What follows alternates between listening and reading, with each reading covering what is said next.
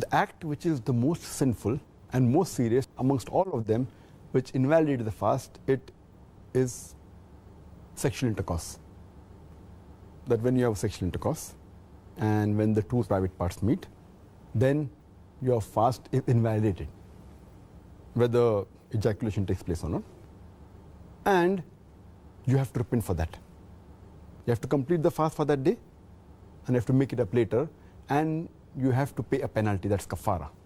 According to the Sahih Hadith, in which a beloved Prophet said, it's mentioned in Sahih Bukhari, volume number 3, in the book of fasting, Hadith number 1936, where a man comes to the Prophet and says that I am ruined. Oh Prophet, I am ruined. The Prophet says, what is the matter? The man says, I had sex with my wife while I was fasting. So the Prophet says that, can you free a slave? So the man says, no, I cannot. Then the Prophet asks, can you fast consecutively for 2 months? Can you fast continuously for 60 days? The man says, no, I cannot. Then the Prophet says that, can you feed 60 poor people? And the man says no, and the hadith continues.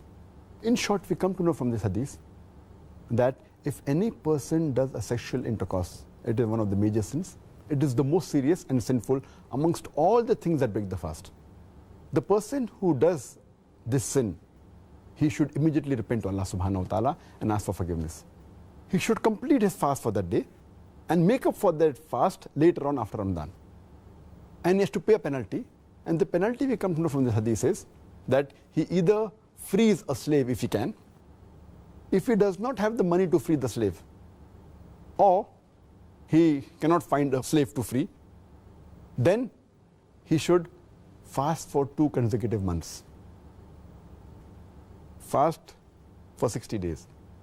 If he cannot do that also, then he should at least feed 60 poor people.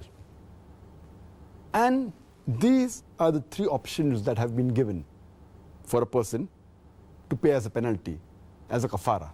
But if a person can do the first thing, he should not jump to the second or the third. The first is freeing a slave. If he cannot do that, if he doesn't have the money or cannot find a slave, then he can go to the next option, that is fasting consecutively for 60 days.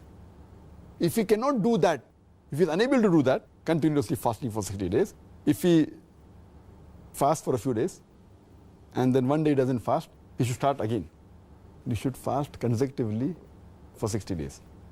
If he doesn't have the capacity to do that, then what he can do is he can feed 60 poor people. And each poor person should be fed with approximately half sa. Each sa is equal to 3 handfuls of outstretched hand of wheat. So half sa per person, or the food that is there of the land. So 60 poor people you should feed. This is the kafara, the penalty for a person who breaks a fast by having a sexual intercourse.